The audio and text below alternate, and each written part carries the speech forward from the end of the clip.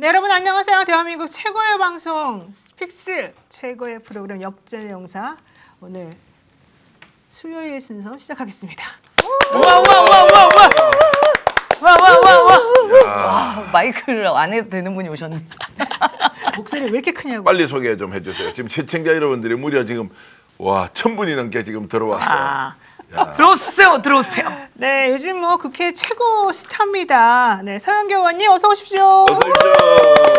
제가 최고 스타입니까? 네, 요즘 어쩜 너무- 그렇게 말을 멋지게 하세요? 정확하게 하세요. 참 훌륭하시군요. 네, 너무 활약이 네. 대단하시고요. 이분이 네. 안 계셨으면 어쩔 뻔했나. 예, 아, 예. 이런. 당신을 배운 겁니다.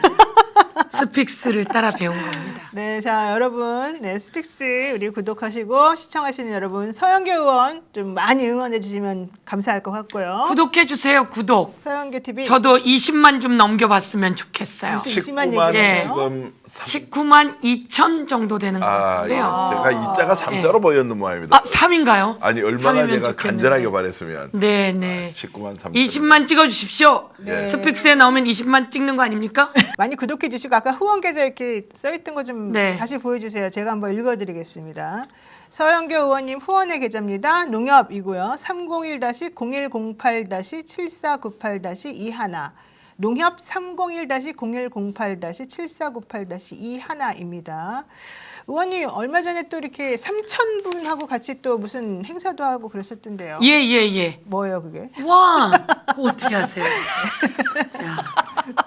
그건 질문에도 없었는데. 네. 저희 당원 단합대회라고 합니다. 아, 여러분, 지역위원장 행복합니다. 당원들이 계세요. 당원들과 단합대회를 하는데요. 회비가 2만 원씩입니다. 매월? 지역에 아니 이제 그 단합대회 때. 아, 단합대회 때. 예, 당원들은 1,000원씩 내는 당원들이시죠. 예, 권리당원. 그 훌륭한 권리당원. 근데 그 당원들하고 단합대회를 1년에 한 번 정도 하는데 이번에는 한 4년 만에 하게 된 것 같습니다. 못했는데요. 3,000명 정도 왔습니다. 그러면 버스가 몇 대냐? 70대가 넘어요. 와, 대단한데요. 와. 이런 적은 없습니다. 어디로 자, 가셨습니까? 예? 어디로 가셨는데요? 어디로 안 가고요. 저희 지역에 용마 폭포라고 동아시아 인공 최대 폭포가 있습니다. 동아시아 최대 인공 폭포. 네. 세계 거대한 폭포가 내리는데 이걸 보러 가려면 장가계 정도 가야 보는데요. 네. 중랑구 용마산에 저희가 인공으로 만들어놨는데 오십시오. 알겠습니다. 장가계 폭포보다 좋아요. 네, 서영교 의원님 카메라가 문제가 있어서 다른 분 소개 먼저 해주세요. 우리 PD님이 써주셨습니다. 잠깐만 기다리시고요. 네, 우리 임세현 수장님 어서 오세요. 네, 안녕하십니까. 어서 오십시오. 반갑습니다. 리틀 서영교를 꿈꾸는 임세윤입니다. 야, 네, 존경하는 저희 정말 선배님이시고. 그러네요. 네. 진짜 학교도 선배시고 정치도 선배시고. 인물은 내가 닮았으면 좋겠네.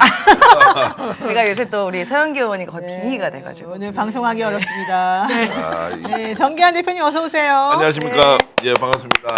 저는 아무런 연고가 없지만 정치적으로 동제적 관계를 유지하고 있는 정기환입니다. 저도 반갑습니다. 뭐 연구 존경합니다. 네, 연구 하나 그냥 저도 억지로 만들면 용마 폭포 얘기했었잖아요. 예. 네, 저도 용마산과 좀 관련 있는 학교를 나왔습니다. 아, 그래요?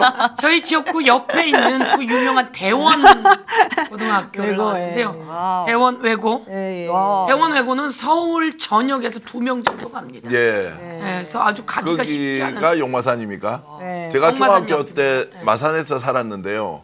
그때 제가 용마산 옆에 살았어요. 마산에도 용마산이 있어요. 아, 용마산이 있어요. 유명하죠. 네. 그 용마하니까 마산도 용마다. 네. 마산상고 들어보셨습니까? 아, 지금은- 유명한 마산상고 아닙니까? 지금은 학교가 이름을 바꿨는데 갑자기 이름이 생각이 나지 않네. 어쨌든 야구로 굉장히 유명한 알겠습니다. 그 근처에 살았습니다. 자, 정말 이렇게까지 우리가 아, 뭐 연결을 하여튼 억지로 지금 지키고 있는데 아니, 하여튼 억지로 마산 시킬 필요 용마산 없습니다. 저희 용마 폭포 너무 위대한 곳이고요. 예. 얼마 전 거기 1,000만 관객이 그 모았던 엑시트 영화 윤하가 나와서 조정식하고 조정석 같이 했던 그 영화 거기서 찍었는데요. 제가 클라이밍장 갖다 놨습니다. 거기서 세계 월드컵이 열렸습니다. 이 정도면 서영교가 얼마나 일을 잘하는지 아시겠죠? 맞습니다. 말복님, 박말복님, 서영교 의원님 귀여우세요. 복스러운 얼굴입니다. 이랬었고요. 차영애님, 서영교 잘 싸워달라. HSK님, 뭐예요? 향후회 합니까? 고치할머님, 법사위에서는 서영교 의원님 없으면 재미없습니다. 카리스마 네. 짱이십니다. 네. 말씀하셨고요. 너무 감사드리고요. 자, 서영교 의원님 오늘 국정감사 브리핑 좀 간단하게 해주세요. 예. 브리핑 한번 할까요? 네.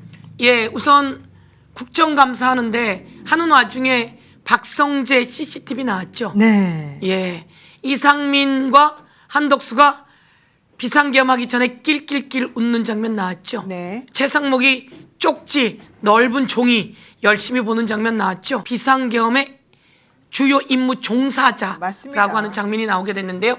그 CCTV 어떻게 공개됐을까요? 바로 여러분이 요구하셔서 저희가 특검법 개정했잖아요. 제가 그날 여기 와서 특검법 개정 연장하지 않는다. 기간 연장하지 네, 않고 사람 더 안 뽑아도 보강하지 된다, 뭐. 않는다. 예. 중계하지 않는다. 이런 얘기 나와서 그때 정말 놀랬고 저희가 다시 제자리로 돌려놨잖아요. 그때 넣어놓은 게 중계입니다. 모든 재판은 헌법의 공개가 원칙입니다. 그런데 이 검사들과 판사들이 공개하지 않아도 되는 것처럼 직위원이 공개하지 않고 있었던 거죠. 공개해 아무리 얘기해도 공개하지 않으니까 공개가 헌법의 원칙으로 돼 있습니다. 그래서 저희가 특검법을 개정한 겁니다. 네. 공개한다. 그런데 중요한 건 중계한다. 그랬더니 중계한다고 또 궁시렁궁시렁 됐지만 저희가 밀고 나가서 중계한 겁니다. 그래서 그 CCTV를 재판 과정에서 공개하게 된 거죠. 국정감사에서 시원하게 나오지 않았습니까? 그렇죠. 그래서 한덕수는 이번에 재판장이 얘기했잖아요. 공소장 변경하라고. 네. 주요 임무 주요 임무 종사자라고. 종사자로. 주요 임무 종사자들입니다. 맞습니다. 방조가 아닙니다. 그렇습니다. 그것을 저희가 법사위에서 저희들이 만든 법들입니다. 통과시킨 법들. 그런데 대단합니다. 이번에 그때 여기서 같이 하시지 않았습니까? 네, 맞습니다. 그다음에 국정감사 이번에 중요한 것은 바로 이겁니다. 그 박성재가 CCTV에도 나왔고 특검이 함께했지만 어제 신용해라고 하는 교정본부장이 나왔어요. 이 교정본부장 저희가 그 당시에 불렀거든요. 네. 구치소 자리 만들려고 그랬지. 우리 국회의원 잡아가면 노영이 잡아가면 정계환 잡아가면 내가 보니까 임세영까지는 안 잡아갔을 것 같아요. 잡아가면 집어넣을 구치소 만들려고 그랬지라고 했는데 그때 극구 위증했어요. 그런데 이게 드러났잖아요. 3,600개. 네. 그래서 법무부에서는 동부 구치소에 그렇습니다. 동부구치소에 그런 거 나왔고요. 그 다음에 그래서 아주 주요 임무 종사자가 된 거죠. 그리고 박상용이라고 네, 박사. 이재명 잡아 넣으려고 수원지검 수원지검의 검사, 그 박상용 검사. 저희가 불러냈습니다. 법무부 국정감사에 불러냈고 그 표정과 그 비웃는 표정 보셨습니까? 아, 진짜. 박상용은 위증했고 그리고 불법했고 이제 처벌 들어갑니다. 아, 그랬군요. 이화영 불러다 놓고 김성태 불러다 놓고 저희가 현안 청문했었죠. 그때만 해도 아니라고 박성재 법무부 장관이 얘기했는데 이번에 다 드러났잖아요. 제가 직접 통화했죠. 그랬더니 의원님 교도관들이 검사실에 이화영 김성태 불려간 그날 검사들이 교도관들 못 들어오게 하고 했답니다. 그래서 그 교도관들이 기록을 해놨답니다. 38명 중에 일부가 기록을 해놨더라고요. 기록을 해놨고 그리고 일요일 같은 때 불려나가서 진술 세미나 했습니다. 그럴 때 일요일에는 구치소에서 밥을 보내야 되는데 구치소에서 밥을 보낼 수가 없습니다. 그래서 거기서 사 먹는데 김성태 등이 밖에서 사온 연어 등의 술 파티를 했습니다. 라고 제가 제보를 받아서 딱 정리시켰죠. 네. 그래서 박상용은 위증, 잘못된 검찰 수사 등으로 그리고 이것을 보호하고 이런 사람들 전부 다 처벌합니다. 요거 하나. 그다음에 두 번째. 네, 대법원. 재밌는 거 하나 더 있는데요. 네. 제가 이제 이 박성재가 한 짓을 보고 법원도 그날 긴급회의했단 말이에요. 그래서 물어봤어요. 법원 행정처장한테. 법무부 이렇게 긴급회의 하더니 그런 나쁜 짓 했던데 법원은 왜 했어요? 그랬더니 깜짝 놀라면서 비상계엄이 합법적이면 그것을 뒷받침하려고 모였습니다. 그 얘기 듣고 깜짝 놀랐어요. 와, 저희는 그 대답이 나오는 순간 갑자기 박지원 의원님이 서영교 큰 거 저거 어마어마한 거다. 그런데 그 다음 얘기, 비상계엄이 되면 사법부는 권한이 정지됩니다. 계엄군에게 사법부의 권한을 넘길 넘겨야죠. 준비를 하고 있었던 거죠. 그러니까 저기네가 딱 보면은 이게 불법인지 위법인지 알 텐데 그렇습니다. 합법이라는 걸 전제로 우리는 그 회의를 하고 있었다. 그렇습니다. 이 말이 충격이었습니다. 너무 놀래서 이게 어떻게 합법입니까? 그렇다면 제가 제기하는 의문은 그겁니다. 그들이 누구와 시켜서 긴급회의를 할까요? 조이대가 그날 나옵니다. 네. 긴급회의에 조이대, 법원행정처장, 차장 등. 그럼 조이대가 부른 거죠. 조이대는 제 느낌으로 그 전부터 알고 있지 않았을까라고 하는 생각을 합니다. 그러니 자연스럽게 그 회의를 하지 않았을까. 그들은 이 비상계엄이 합법적이었다라고 생각했다고 제가 묻는 질의에 술술 이야기해서 자 그런 생각했어요. 일부러 저러나? 아 이젠 조이대 아니라고 일부러 이야기하나? 그런 생각을 하게 됐습니다. 네. 1. 그다음에 두 번째. 계속 재밌게 듣고 있습니다. 네. 중간에 질문 하나 드려도 됩니까? 예, 이재명 파기환송 여기서 아주 중요한 겁니다. 예, 예. 이재명 파기환송이 4월 22일 날 기록이 인계됐다고 자료에 돼 있습니다. 그들이 낸 자료에. 네. 인계 4월 22일. 그런데 4월 24일 날 투표를 하잖아요. 네. 투표를 하는데 제가 받은 자료는 4월 23일 날 대법관들이 밥 먹은 걸로 돼 있습니다. 업무 추진비로 낸 자료에 4월 23일 날 밥 먹은 걸로 돼 있습니다. 그래서 제가 4월 22일 날 자료 인계받고 소부에 있는 거 전원합의체로 넘겨서 4월 23일 날 회식하고 그리고 4월 24일 날 표결했느냐? 이렇게 질문했죠. 이들은 당황했습니다. 당황해서 하는 말, 기록은 다 볼 수 없다고 하지 않았습니까? 그 7만 페이지. 그러니까 7만 페이지 종이는 없고 그럼 전자문서로 봤다고 했는데 중요한 건 전자문서는 10월 10일부터 전자문서가 됩니다. 네. 네. 전자문서는 4월 22일이니까 전자문서는 없었죠. 없어요. 근데 이 전자문서가 없고 대법관들은 한 번도 전자문서로 본 적이 없다. 없습니다. 왜? 종이 기록으로 봐야 되니까. 이 얘기를 제가 어떻게 알아냈느냐? 사실은 제보는 받았죠. 그런데 대법원 현장 국감에 가서 대법관들하고 밥을 먹지 않았습니까? 네. 그래서 저희가 눈빛이라도 보려면 밥 먹어야 된다. 그래서 밥을 먹었어요. 그런데 이야기하면서 알게 됐죠. 기록은 뭘로 봐요? 종이로 본다는 거죠. 대법관 방은 어떻게 생겼어요? 접견실이 있고 방이 있습니다. 접견실에서는 변호사를 만나요? 아닙니다. 접견실은 종이 기록으로 가득 찼습니다. 그래서 저희가 접견실 가봤잖아요. 종이 기록으로 가득 차 있어요. 그러면 이재명 대표건도 종이 기록으로? 아유 종이 기록은 아니죠. 그럼 뭘로? 스캔으로. 스캔으로 어떻게 봐요? 원장이 보라고 했습니다. 이때 원장은 누굽니까? 조희대. 조희대. 대법원장이죠. 이런 말까지 다 끌어냈는데 중요한 건 저희가 다 받은 제보와 현장에서 주고받은 이야기. 다 맞네. 예. 그래서 제가 들은 제보는 그겁니다. 종이로 봐야 한다. 그래서 물어봤죠. 대법관 했던 분들 하는 분에게. 현직 대법관과 전직 대법관들에게 물어봤다. 다 있잖아요. 네. 그래서 물어봤는데 스캔으로 본 적은 없다는 거죠. 예. 기록을 하나도 안 봤다는 얘기네. 종이로 본다는 겁니다. 이걸 누구에게 물었느냐? 현직 대법원 행정처장에게 물었습니다. 그러면 행정처장도 대법관이잖아요. 천대엽. 예, 천대엽 처장. 행정처장께서는 종이로 봅니까? 스캔 문서로 봅니까? 저는 전자문서로 봤습니다. 아 그래요? 어떻게 봤습니까? 형사사건을? 아니요 의원님. 민사사건만이요. 형사사건은요. 종이로만 봤습니다. 전자문서로 본 적은요? 없습니다. 맞습니다. 바로 그 사람이 얘기했고 벌써 저는 제보 다 받았고 물어봤습니다. 그래서 그런데 어떻게 이재명 거는 스캔으로 봅니까? 그거는 말이 안 되고 그래서 로그인 기록 내놓으라 그랬는데 안 내놨고 그러면 미리 보는다 그러는데 미리 보면 안 되지요. 네. 해당되는 게 언제예요? 4월 22일. 22일이죠. 미리 보면 안 되죠. 네. 그럼 미리 봤다 그러더니 제가 또 다 찾아냈잖아요. 예. 권영준, 신숙희 13일까지 해외 출장 갔다 왔어요. 미리 봤다면서 못 보잖아요. 이만큼 들고 갔나? 저기 이만큼 들고 갔나? 그랬더니 하는 말이 비서실에서 보내준대요.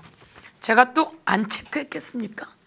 비서실까지 또 체크하셨군요. 중요한 건 이 자료는 종이 기록은 비서실이 복사해서 갖다 드려야겠죠. 그렇죠. 중요한 건 종이 기록을 갖다 준 적이 없다. 없잖아요. 제가 물어봤는데 그럼 종이 기록이 아니라 스캔은 어떤 겁니까? 저희에겐 그것이 없습니다. 아 그럼 비서실에서 안 주면 어디서 주죠? 글쎄요. 그래서 제가 비서실은 그 기록에 접근권이 없는 거죠. 대법관들이 모여 있는 곳에 볼 수 있겠죠. 그런데 대법관들이 종이로만 보던 사람들이 7만 페이지를 그걸로 본다고요? 말도 안 되는 소리죠. 네. 이제 이 모든 것은 누가 책임져야 되나? 조희대. 조희대. 네. 그리고 함께 한 대법관들 마용주 대법관은 언제 임명되냐면요. 4월 10일 날 임명돼요. 그렇죠. 언제 기록을 보냐고요. 그렇죠. 그리고 거기 홈페이지 쫙 가보면요. 누구 만났다 있어요. 그런데 언제 보냐 이거죠. 여영주 대법관은 그 최상목 대행이 임명을 안 해가지고 맞습니다. 계속 버티다가 4월 4일 날 윤석열 파면된 이후에 네. 임명이 됩니다. 네. 그러니 7만 페이지 볼 겨를이 어디 있었어요. 한 편의 드라마를 정말로 짧은 시간에 요약해 주셨는데 네. 오늘 현재 대법원에서는 어떤 지금 공식적 견해를 밝혔습니까? 혹시 있었습니까? 있었다면 어떤 내용입니까? 대법원은 공식적 견해를 밝힐 수가 없지요. 그렇지, 대법원이 아무 말도 못하는구나. 밝혔다는 얘기 나온 적이 없죠. 예. 저희가 그저께 대법원 법원 관계자들하고 청문회를 했습니다. 서울중앙지법 청문회를 했는데요. 물어봤습니다. 물어봐서 뭘 물어봤냐면 서울중앙지법원장 저희가 그렇게 꽁꽁 숨겨있던 대법관들이 있습니다. 대법관들 바로 밑에 있는 수석연구관 있잖아요. 네. 그 사람이 서울중앙지법원장이 1월 말까지 수석연구원으로 있었더라고요. 네. 1월 말까지 있었던 이 사람이 2월에 서울중앙지법원장으로 갑니다. 이 사람에게 물어봤습니다. 전자문서로 대법관들에게 형사사건 준 적 있습니까? 없죠. 맞습니다. 네. 그 사람이 1월 말까지 있었던 사람인데 수석연구관이 그런 적이 없는데 그리고 이것은 전자문서화 되어 있지 않은데 오민석 법원장 말하는 거죠? 그렇습니다. 네. 자, 그러면 지금 이제 뭐라도 얘기를 해야 되지 않습니까? 그렇습니다. 가만히 버티면 끝입니까? 뭉개 계속. 그래서 저희들이 이제 지적하는 거죠. 여러분들이 얘기해 주셔야 됩니다. 조희대 대법원장. 그래서 어제 제가 법원 국정감사에서 이야기했습니다. 법관 여러분은 왜 가만히 계시죠? 아닌 건 아니라고 하셔야 되는 거 아닙니까? 법원의 독립을 위해서는 법관 여러분이 문제 제기해야 되는 거 아닙니까? 그렇죠. 그래서 어제 부장판사가 문제를 세게 날렸잖아요. 네. 다 사전에 읽었다더니 해외 출장 간 사람들은 뭡니까? 그리고 종이 기록으로 봐야 되는데 그렇지 않은데 그러면 조희대 대법원장은 여기서 뭐라고 갖다붙다 얘기해야 되는 거 아닙니까? 그렇죠. 그리고 여기에 대해서 거취를 표명해야 법원의 독립이 생기는 거 아닙니까? 네. 라고 하는 얘기를 대놓고 하기 시작하게 된 겁니다. 계속 박수 답을 한번 칩시다. 네. 유아이 아버지님이 일 잘하는 서영교 의원님 서울시장으로 밀어주세요. 뜬금없이 서울시장 나오려고 하셨죠. 네. 아니 박수를 한 번 더 치려고 하는데 더 다 칠까요? 저 네. 거의 탐정이신데. 그러니까. 예. 어우. 그러면 계속 답변을 안 하고 버틸 수 있습니까? 답변을 어떤 식으로든 할 것 같습니까? 어떤가요? 답변 제대로 안 하겠죠. 안 하고 답변 버틸 하면 할수록 늪에 빠지는 거예요. 아니 그러니까 그렇습니다. 솔직하게 이제 시인하면 될 거 아니에요. 뭐 절차상 문제가 있었다. 그러나 제도적으로 이걸 어떻게 하려고 하는 지금 방법이 없으니 점점점 뭐 이렇게 해서 풀어주지 않으면 지금 빼박혀 있잖아요. 아니죠. 그게 만약에 인정하면 대법원에서 지난번에 5월 1일 날 파기환송 선고한 게 무효가 돼 버리죠. 아니 그렇든 저렇든 그게 이제 무효가 저는 법적 절차로 가능한지 아닌지 모르겠는데 아무리 이제 열심히 이렇게 싸우더라도 결과는 어떤 식으로든 법과 제도에 의해서 이제 가야 하는데 지금 이 상황에서는 일단 대법원에서 뭔가 대답을 해야 될 거 아니에요. 대답을 국민들한테. 해야죠. 안 하고 버틴다는 것은 민주당도 물러설 수 없는 거 아니에요. 그들은 예외적이었습니다. 기록이 4월 22일 날 왔는데 그 전부터 봤다고요? 예외적이었습니다. 그 전부터 보면 됩니까? 안 됩니다. 네. 안 되고요. 제가 대법관들에게 전화해봤어요. 알아봤는데 제 것도 많습니다. 대법관이 한 해에 해결해야 되는 사건이 몇 개입니까? 2, 3만 4천 건입니다. 얼마나 4천 많이 건 해요. 정도 됩니다. 그래서 대법관을 늘리자고 하는 거 아닙니다. 내 것도 보기 어렵습니다. 남의 보기 거. 어려워서 심리불속행으로 기각시켜버리는 게 70%입니다. 제 것도 보기 어려운데 무슨 재주로 그전 걸 봅니까? 그러면 그 전에 전자문서나 스캔문서로 본 적이 있습니까? 없습니다. 종이 기록으로 봅니다. 그러면 뭐 하다가 갑자기 어떻게 전자문서로 보는 재능을 가지겠습니까? 비서실에서 줍니까? 저희 비서실은 그런 걸 드린 적이 없습니다. 이런 상태에서 그러면 4월 22일 거를 땡겨봤다? 안 돼. 4월 22일부터 기록을 봐야 되는데 7만 페이지 기록? 자, 7만 페이지인데 대법관이 몇 명이었습니까? 12명입니다. 12명을 7만 페이지 곱하기 12라면 84만 페이지입니다. 87만 페이지가 트럭 하나예요. 84만 페이지 트럭이 몇 개입니까? 이것을 초고속으로 복사해도 20일이 걸립니다. 복사하는 데만 그렇게 걸려요. 한 장에 1분씩 걸려도 48일이 걸립니다. 1분씩 읽어도. 저희가 챗GPT한테 다 물어봤어요. 있을 수가 없는 일. 네, 여러분. 서영교 의원을 응원하신다면 스픽스 구독 좋아요 눌러주시고요. 서영교 TV 구독 좋아요 눌러주시기 바랍니다. 자, 그래서 이제 궁금한 점이 이걸 이제 앞으로 어떻게 해야 될지 또는 이제 저렇게 묵묵부답으로 있을 경우에 이제 청문회 다시 한다고 오늘 보도가 나오던데 어떻게 그건 결정하셨습니까? 저희가 말씀드리고 싶은 건 이런 겁니다.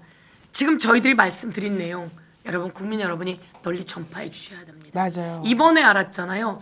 그런데 저희가 놓친 게 있었어요. 12월 3일 날 12시 12월 4일 그러니까 12시 40분 정도에 그리고 그 전에 그러니까 계엄이 해제되기 전에 벌써 대법원은 언론에 보도를 했어요. 사법부 권한 계엄사령관에 이전하려고 절차 밟고 있다. 말도 안 되죠. 이게 그 당시에 기사가 나왔더라고요. 아. 대법원 긴급회의, 사법부 기능 정지, 네. 예 이런 내용이 기사가 나왔습니다. 그 기사를 저희가 이번에 찾아낸 거죠. 그 기사에서 그걸 보면서 제가 깜짝 놀란 건 계엄사령부에 이관한다고 이런 것을 보면서 그런 준비를 하고 있었던 거예요. 그런 것처럼 이 대법원은 그렇게 준비하고 있다가 계엄이 해제되니까 싹 돌변한 겁니다. 돌변하고 그리고 나서 이 계엄을 해제는 되었지만 계속되게 하는 방법 중에 하나 지기현이 구속을 취소시키는 겁니다. 네. 윤석열의 구속을 취소시켰고 그리고 지금 수원 3인방이라고 있습니다. 수원에 있는 판사 3명을 2월에 조희대가 영장 판사로 데려다 놓습니다. 정재욱 그리고 박정호 예. 그다음에 이채성 확인하겠습니다. 예 그렇게 셋을 데려다 놓는데요. 이 사람들이 누구냐? 이 중에 한 명은 윤석열의 구속을 취소시킨 사람입니다. 하나는 박성재 구속을 취소시킨 사람이고요. 기각시킨 사람이고 또 하나는 한덕수의 영장을 기각시킨 사람입니다. 이런 사람들로 배치시켜 놓고 그때 윤석열의 체포영장을 기각시켜 버린 판사가 아마 정재욱이었던 것 같습니다. 네. 이런 사람들이 지금 영장 판사로 포진되어 있는 거죠. 오는 것들은 정리시키고 구속은 취소시키고 그리고 재판은 비공개로 하고 질질질 끌다가 구속이 만료되면 풀어줄 욕심이었던 것이죠. 이정재 판사. 그렇습니다. 이정재, 그 이정재군요. 네. 이런 사람들이 수원 3인방으로 몰려 있습니다. 이들이 계속 영장을 기각시키는데 영장 기각시키지 않도록 해야 합니다. 한덕수 영장을 기각시켰습니다. 네. 그리고 박성재 영장도 기각시켰습니다. 윤석열의 체포 영장도 기각시켰습니다. 이런 자들이 지금 포진되어 있는데 이걸 누가 여기다 데려다 놨냐? 2월에 조희대가 데려다 놨습니다. 조희대는 여기다 데려다 놓고 지기현에게 그 일을 시켜놓고 그리고 5월 1일에는 이재명을 날려서 이재명 대통령 후보를 날려버리고 한덕수가 옹립되려고 했던 상황이었던 거죠. 좀 전에 서영교 의원님이 말씀하신 그 내용 간단히 브리핑을 해드리면 대법원은 12월 4일 새벽에 그렇습니다. 계엄 해제 전에 국회 계엄 해제 의견 15분 전에 기사를 냅니다. 무슨 기사가 나오냐? 비상계엄 관련 긴급 심야 간부회의가 진행되었다는 기사인데 이게 조선일보발로 제목이 나왔어요. 대법원 관계자는 계엄 사령관 지시와 비상계엄 매뉴얼에 따라 향후 대응을 마련하겠다. 야. 놀랍죠? 제목이 그거예요. 있었어요. 다시 한번 읽으세요. 국회 계엄 해제 15분 전에 조선일보발로 기사가 조선일보 나오는데 말입니다. 이상하네. 대법원 관계자는 계엄 사령관의 지시와 비상계엄 매뉴얼에 따라 향후 대응을 마련할 것 이렇게 제목이 나와요. 그리고 이거보다 앞선 33분에는 대법원 계엄 상황 형사재판 관할 검토 중 이라는 제목이 채널 A에서 나옵니다. 다. 그런데 얼마 후 새벽 1시경에 의회에서 계엄 해제안이 통과가 되니까 갑자기 대법원에서 말이 바뀝니다. 대법원 조의 계엄 해제 안도 국민의 자유와 권리 지킬 것 이렇게 나옵니다. 어이가 없다. 게다가 다시 돌아보셔야 돼요. 네. 한패였네. 대법원에서는 이런 말이 나옵니다. 조희대 대법원장이 비상계엄날 위헌이라는 말을 먼저 꺼냈다. 그게 그런 언제 말이 있던 없었는데 그게 지난 5월에 그렇습니다. 나온 얘기입니다. 그런 말 한마디도 없었습니다. 없었죠. 조의대는 12월 4일 새벽에 계엄사령부에 사법부의 권한을 넘겨줄 걸 검토하느라고 모였던 겁니다. 그래서 긴급회의를 합니다. 그리고 비상계엄이 해제되니 떡떠름한 거죠. 떡떠름한 12월 4일 그날 크리스마스 씨를 붙이러 공개 행사에 갑니다. 그리고 한마디 얘기도 하지 않습니다. 네. 무서운 일입니다. 법무부 박성재는 윤석열 집무실에 들어가서 아주 오랜 동안 얘기를 듣고 와서 바로 모두 다를 불러서 일을 시키지 않았습니까? 이야. 교정본부 비워놔. 그리고 출입국관리소 본부장 들어와. 그리고 지금부터 출국하는 사람들 막아. 라고 지시를 내렸습니다. 그것이 이제 특검에서 싹 드러났습니다. 네. 그래서 특검이 조희대를 수사해야 합니다. 네. 제가 이야기하지 않았습니까? 조희대가 의심스럽다고. 그렇죠. 조희대가 이재명 사건이 대법원에 들어오면 다 알아서 처리하기로 했다고. 그런데 계엄이 터졌고 이 계엄이 잘 될 거라고 생각하고 그들은 그 긴급회의를 그날 한 겁니다. 이야. 근데 해제가 되자 떡떠름해진 거죠. 그리고 다음날 씨를 붙이는 일까지 해놓고 위헌이란 말은 한 적이 없는데 갑자기 나중에 변명시하는 말이 나오고요. 자, 중요한 건 이겁니다. 계엄하에서 대법원은 윤석열의 계엄에 그대로 순응하고 계엄법에 따라 사법권이 계엄사령관의 지휘 감독하로 이전되는 상황에 맞춰서 대책을 마련하고 있었다. 그게 보도 그래서 내용이잖아요. 군인권센터에서 8건의 정보 공개를 요청합니다. 대법원이 계속해서 자신들은 계엄과 무관하다고 주장을 하니까 군인권센터에서 무슨 정보를 요구하느냐 대법에 대해서 2024년 11월 1일부터 2025년 6월 3일까지 대법원장이 한남동 공관에 출입한 기록을 내놔라. 그리고 12월 3일과 4일 양일간 대법원 청사에서 근무했던 공무원 및 비공무원의 출입 기록을 달라. 2024년 11월 1일부터 2025년 6월 3일까지 대법원장과 법원 행정처장 관용차의 운행 일지를 내놔라 등등등. 근데 한 건도 공개하지 않았다는 않았습니다. 겁니다. 말도 안 되네. 관용차 자료를 저희가 공개 요구했죠. 그랬더니 일지를 비치하지 않아 없다는 겁니다. 말도 안 돼. 무엇이 구려서 네. 알고 보니 조희대 차량은 그래서 제가 또 찾아냈죠. 찾아냈더니 MS 없어 아니에요. 조희대는 3부 요인 중에 하나예요. 경호팀장이 있어요. 그렇죠. 경호팀장인데 그 경호팀장이 용산경찰서 경감이에요. 경호팀장이 있고 비서실장과 총무과장이 같이 타고 다녀요. 제가 국회에 온 날 조희대가 국회 한번 왔지 않습니까? 네. 제가 그 영상을 찍었어요. 영상을 찍었는데 국회에서 끝나고 가다가 우리 보좌관이 그러는 거예요. 의원님 저 차가 조희대 차량인데요. 왜냐면 국회에서 같이 나오다 만난 거예요. 앞뒤로 2대가 서 3대가 쫙 다니는데 그 기록이 없을 리가 있습니까? 네. 조희대가 누굴 만났는지, 한덕수를 만났는지, 윤석열이 석방되고 윤석열을 만났는지, 윤석열이 강하게 해서 조희대가 이 무리하게 이재명 재판을 끌어당겼는지 모두 다 전부 다 밝혀내야 될 일들인 겁니다.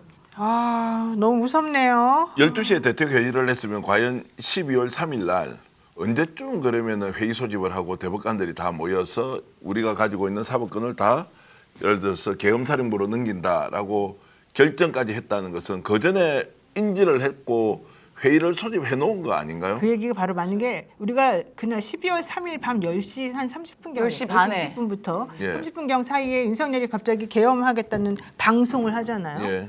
그 당시 시간에는 원래 대법관들은 다 집에 가 있어야 되는 시간이잖아요. 근데 지금 말씀하신 것처럼 밤 12시 정도에 이미 회의를 하고 있었다 그러면 그 전에 12시 30 몇 분에 보도가 나왔다면 그 전에 회의를 그렇죠. 한 거잖아요. 기사가 아니, 나오고 보도 자료도 미리 만들어 놨다는 거 아니에요? 그럴 수 있는 거죠. 예. 저희가 받은 자료로는 10시 반, 그럼 11시 먼저 행정처 차장과 그다음에 실장 등이 회의를 했고 그 뒤에 대법원장과 행정처장이 왔다 이렇게 되어 있어요. 이렇게 되어 있는데 이건 못 믿습니다. 그들이 내놓은 자료는 다 못 믿어요. 네. 그러니까 이 자료도 아주 긴급하게 모인 겁니다.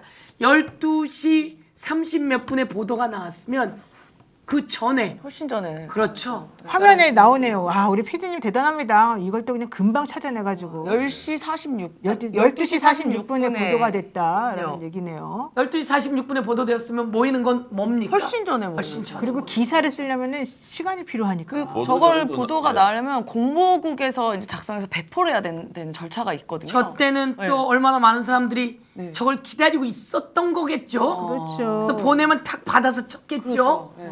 그러니까 제 이야기는 그겁니다. 조희대 대법원장이 이걸 몰랐을 리가 없다. 그렇죠. 이 윤석열이 한덕수와 모두 불러서 회의를 했어요. 중요하게 자기와 가까운 사람들은 다 이야기하게 된 거죠. 그런데 조희대가 이걸 몰랐을까? 저는 그것을 밝혀야 된다는 겁니다. 조희대가 이재명 사건 파기환송을 이렇게 급하게 할 때는 민능 구속과 뭐가 있는 겁니다.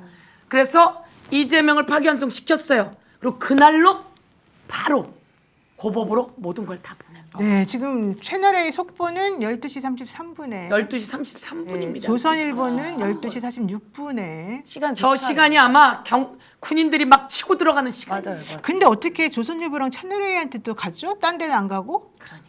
보통은 저렇게 속보 나오면은 연합이나 이런 통신사가 통신사 먼저 관리해야 가는데 또 조선일보하고 채널A. 채널A. 그러니까 제일 먼저 이제 이상하지. 대법원 같은 데서는 판단해야 될 게 포고문이 바로 나왔지 않습니까? 그럼 이게 적법한 계엄인지 아닌지에 대한 판단 제일 먼저 할 수 있잖아요. 그렇습니다. 심각한 문제가 있다는 걸 알잖아요. 그런데도 이게 합법적 계엄이라고 우리가 아예 뭔가 지원을 하자, 재판관을건도 넘겨주자.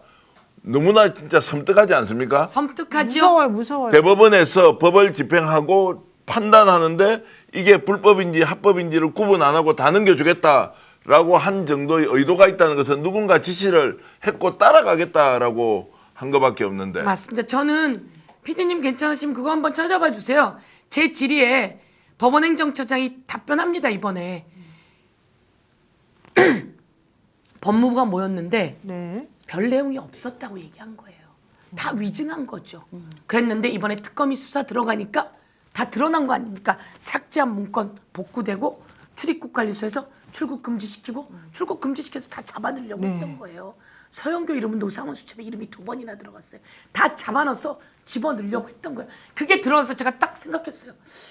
오, 이렇게 급하게 회의를 할 수 있다는 것은 안정적으로 회의를 할 수 있다는 것은 CCTV에서 봤다시피 박성재가 일찌감치 다 듣고 준비한 거예요. 네. 그러면 대법원도 그날 회의를 했다고 내가 들었는데 대법원도 틀림없이 사전에 들었을 것이다. 그래서 이렇게 법무부는 했는데 대법원은 뭐 했습니까? 라고 물으니 옴짝달싹 없이 합법적이라면 저희들이 뒷받침해야 될 일들이 있었고 저 거기까지 듣고 깜짝 놀랐어요. 그런데 바로 뒤에서 무슨 얘기를 하냐면 사법부의 역할이 정지되므로 계엄사령부에 이거는 넘겨야 된다. 이런 얘기를 듣고 깜짝 놀라서 그 다음에 저희가 찾아보게 된 거죠. 근데 이게- 그날 벌써 그런 우리는 이렇게 해요라고 보도가 나오고 있어요. 더 충격적인 건 뭔지 아십니까? 오늘 이 강지호 기자가 네. 이분뉴스 기자가 노상원 씨 재판에 들어갔다 왔는데 너무 놀랍게도 종이 절단기를 가져가라는 명령을 받았다는 겁니다. 김모 대령이 김모 중령이 그런 명령을 했는데 종이 절단기를 왜 가져가냐? 그랬더니 종이 절단기, 종이 이렇게 탁탁 자르는 그 아주 날카로운 거 있잖아요. 작두 같은 작두 같은 거, 작두. 작두. 손가락을 딱 그 밑에 집어넣더라는 겁니다. 아. 고문 시키려고 그러는 거겠죠.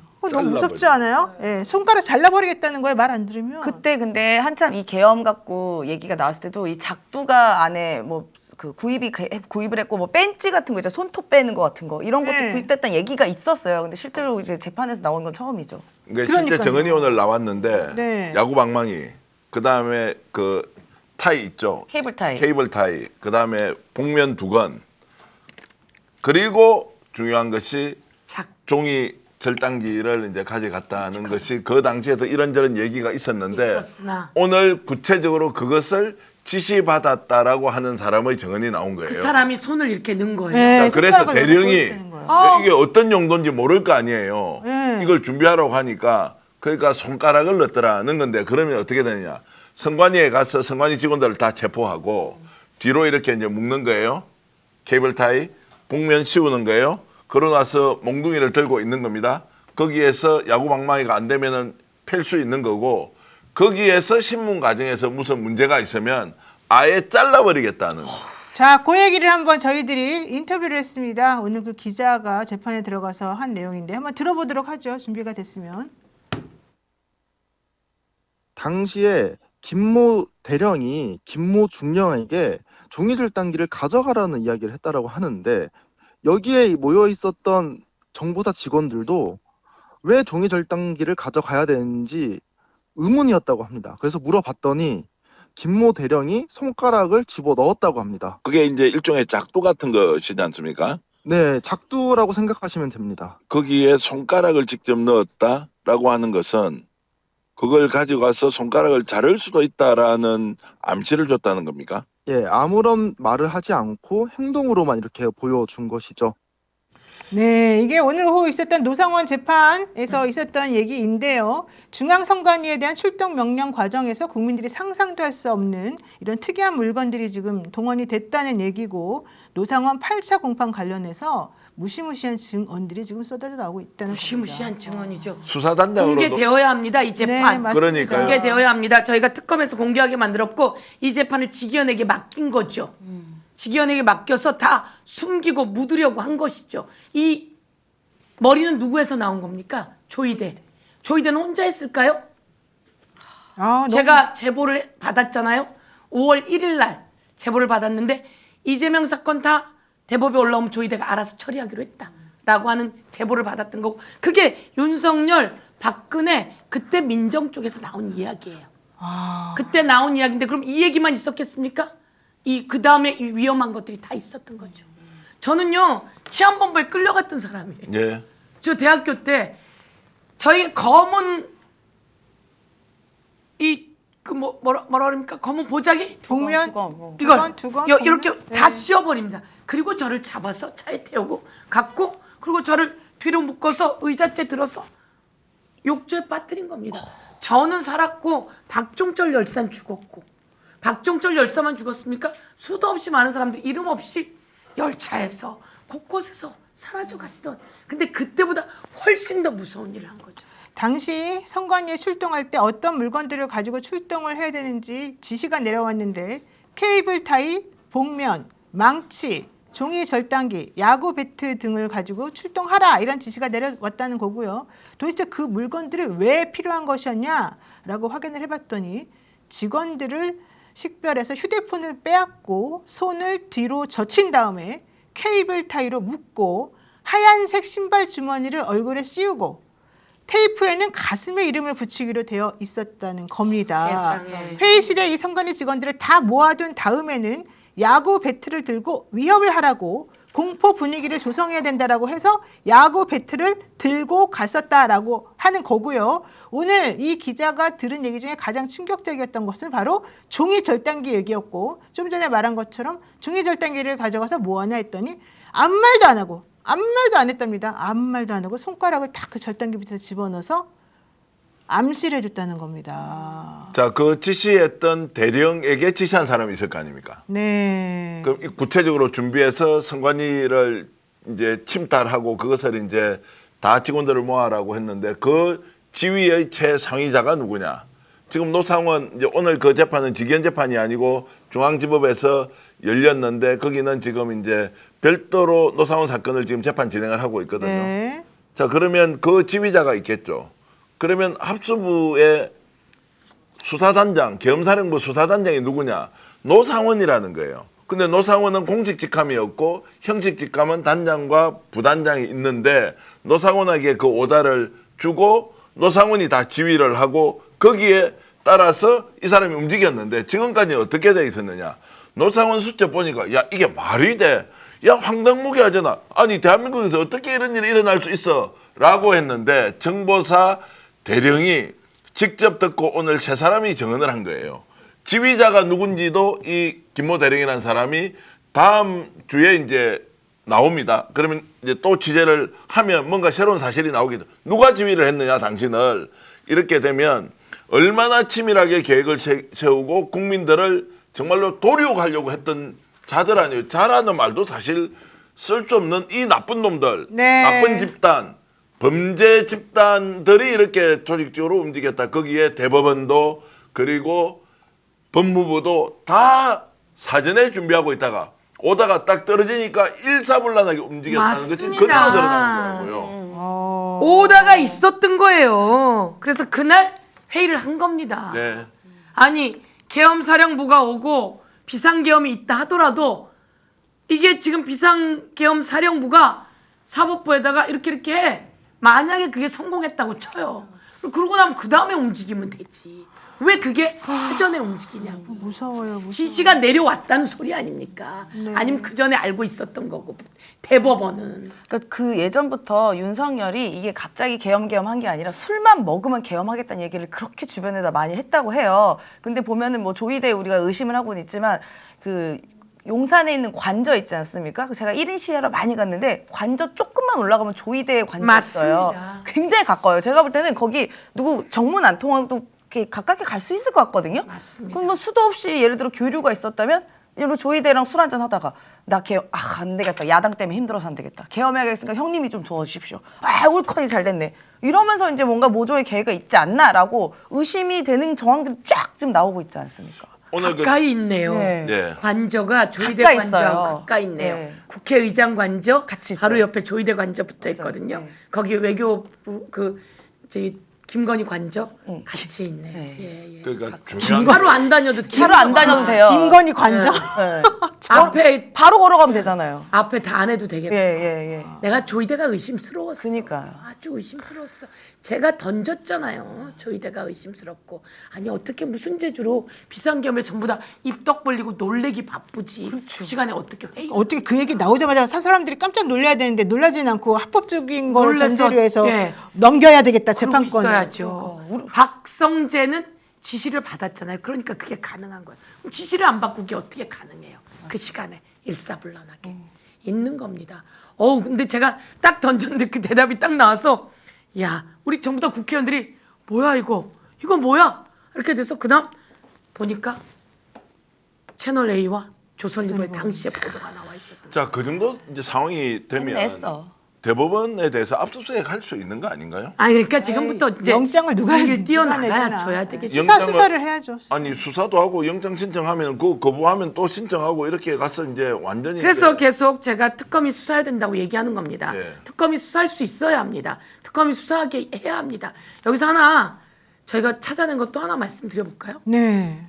아니 근데 중앙선관위에 가서 왜 케이블 타이를 쓰고 왜 복면을. 작두를 써요? 네, 그러니까 아니 그 이상해요. 중앙선관위에 왜 그게 그런 추론이 가는 그 당시도 이제 그때 선관위를 왜 갔을까에 대한 여러 가지 이유가 있었는데 윤석열은 끊임없이 부정선거를 이야기하잖아요. 근데 그 부정선거는 우리 그 민주당이 다수당이 된 선거에 대해서 부정선거라고 이야기하는 거 아니겠습니까? 그러면 결국은 국회의원들이 계엄도 해지를 해야 되니까 일단 선관위 가가지고 야 지난번에 부정선거였지 그래서 다 야당 내 거지 예 맞습니다 손가락 맞아 아니야 하나씩 잘라 예 지난번에 사실 저희가 컴퓨터로 조작해서 부정선거가 돼서 민주당이나 그 당시 조국당이나 이런 당이 다 다수 차지한 거예요 원래는 그게 아닌데 라는 발언을 잡아내면 부정선거로 간주해서 지금 현역에 있는 국회의원들 다 전부 다 당선 무효 해서 본인들이 임명한 다음에 계엄을 100번 해도 해제가 안 되는 그런 상황을 만드는 게 아닌가라고 그 당시에 그런 추론도 있었습니다. 자 이게 그것도 맞을 있고 것 이제 다른 하나는 선관위 지금 생각해 보면 선관위에 가서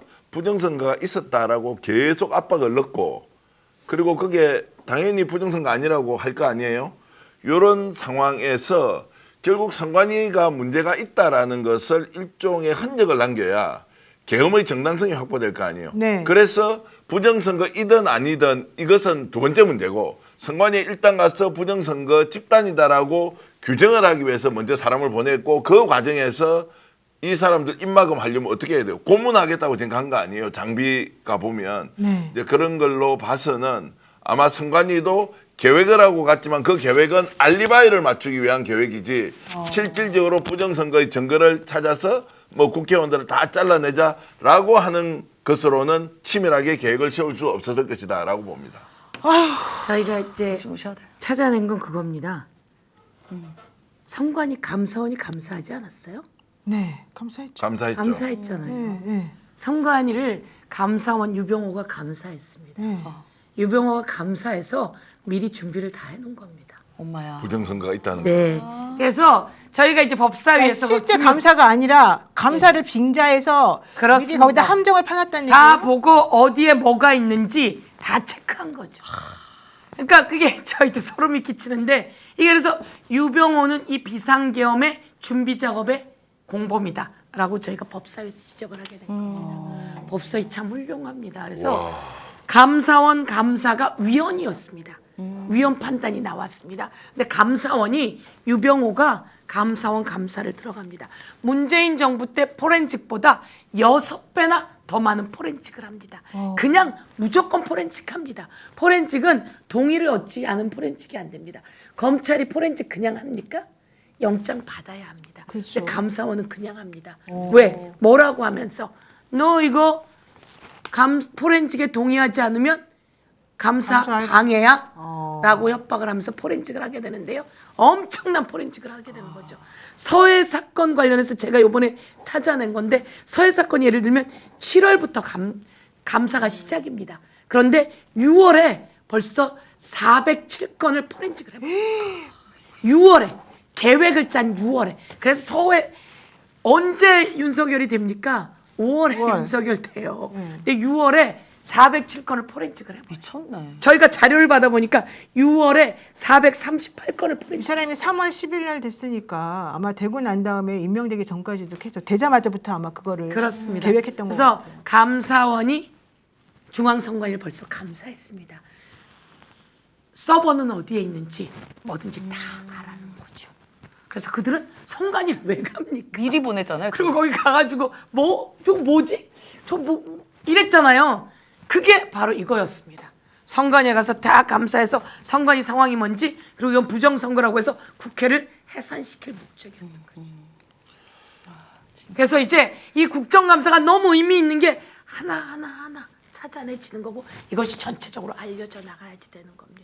우리는 이 정도 그래서 이 정도로 국정감사에서 서버가 어디 있었는지 뭐가 어디 있었는지 너희가 어떻게 했는지를 이렇게 대강 그리고 왔거든요. 그래서 여기서 이걸 어떻게 부정선거로 만들어서 하려면 얘네들을 어떻게 협박해야 되지? 국회에 올 때 작두 갖고 왔습니까? 아니잖아요. 이거는 거기 가서 그 짓을 해가지고 이것을 만들어내려고 했던 거죠. 그래서 비상계엄을 치고 해제는 못하게 하고 합법적인 걸 그 다음에 만들어내려고 했던 거죠. 그러니까 되게 저희는 그 당시도 이게 갑자기 비상계엄 하니까 윤석열이 술 한잔 먹고 미쳤나 이렇게 생각했는데 그게 아니라 엄청 치밀하게 계획했던 그렇습니다. 미쳤는데 국회는 막아야 되겠죠. 선관위를 그 밤중에 왜 갑니까? 그러니까. 부정선거 하지만 왜 갑니까? 벌써 감사를 통해서 다 어디에 뭐가 있는지 체크가 다 된 겁니다. 그리고 그 다음 작업을 해서 이건 부정이었고 그래서 국회를 해산시키는데 국헌문란이잖아요. 이 헌법기관의 기능을 군 같은 걸 동원해서 정지시키는 거 이게 국헌문란이고 그게 바로 내란이거든요. 그럼 그것을 합법화시키려면 선관위에서 그게 부정이었다라는 걸 나오게 했고 근데 그날 가서 어떻게 압니까 그거를. 그 전에 감사를 통해서 다 확보했을 거다 이런 겁니다. 무서운 쳐죽여야 되는 놈들인데 진짜. 정말로 이게 지금 상상 초월의 이 정도일 거라고는 예상을 못했고 또 상상을 하기도 어렵지 않습니까? 와 그러면 이제 지금부터 어떻게 해야 돼요? 이제 이런 정도 상황에 특검이 수사 당연히 해야 하는 것인데 할 것 같다 뭐 요구는 당연히 하지만 한다 하지 않는다 이런 부분 이거 그대로 넘어갈 수가 없지 않습니까? 그대로 넘어갈 수가 없는 거죠. 자기들은 다 알고 있는 네. 거 아니에요. 그럼 어떻게 이제 해야 할 것인지가 다 이제 좀 조희대가 원래 대법원장 감이었느냐 이균영이었잖아요. 그리고 몇 차례 순번 뒤랍니다. 그러면 조희대를 추천한 사람이 누구인지를 찾아내야 합니다. 조희대가 가까운 사람이 누구이냐? 노상원은 누구랑 가까웠느냐? 노상원은 일본에 있는 천리대학, 텐리대학에 유학을 갔었다고 합니다. 그 텐리대학에 있는 몽유도원도를 한국으로 갖고 와서 윤석열에게 보내려고 했던, 그래서 거기 가서 사진을 찍은 자가 누굽니까? 김충식이기도 합니다. 그러면 이들은 언제부터 무슨 그림이지? 그리고 김충식이 했던 그 전시회에 노상원이 원래 이름이 노용래더만요. 네, 바꿨잖아요. 노용래라고 하는 후원금 봉투가 나오지 않았습니까? 이런 것들 보면서 제가 이제 제보 받은 거는 조희대는 그러면 어떻게 됐지? 그 당시에 우리 같은 경우에는 이제 이 인사 검증을 민정에서 하잖아요. 그때는 민정이 윤석열 정권에 없었잖아요. 없었습니다. 네. 민정이 없었고 그때 법무비서관이 민정의 역할을 했다는 거죠. 그리고 한동훈이 그 역할을 했다는 거죠. 법무비서관은 주진우였습니다. 그래서 저희가 조희대 알아? 조희대 알아? 이렇게 던지게 되는 겁니다. 지금은 그렇게 던지지만 그것도 그냥 던지는 게 아니죠. 제보를 받은 거죠. 그런 말씀 들어보면 이 사람들은 인정할 수가 없겠네요. 인정을 하는 순간 내란과 그렇습니다. 직결되기 때문에 끝까지 버티면서 그래서 지금 국민들이 바라는 것은 뭔가 좀 해소되면서 뚫고 나가야 하는데 여기서 꽉 막혀 있는 것은 집단적으로 여기에 이제 저항을 하고 있는 것이라고 밖에 해석할 수 없는 맞습니다. 건데. 내란이 있던 날 윤석열이 누구에게 전화를 합니까? 나경원에게 전화하잖아요. 나경원이 그렇게 팽을 당해놓고 관저 앞에 가서 체포를 저지하러 맨 앞에 있잖아요. 그런 과정은 나경원도 저는 왜 그날 전화를 받아서 무슨 내용인지 확인해야 되고 이 서버에 있는 것들을 다 확인해야 된다 이렇게 봐야 될 것 같습니다. 그래서 국회 법사위에서는 대법원 3차 국정감사 추진 여부를 두고 내부 논의 중이라는 기사가 나왔습니다.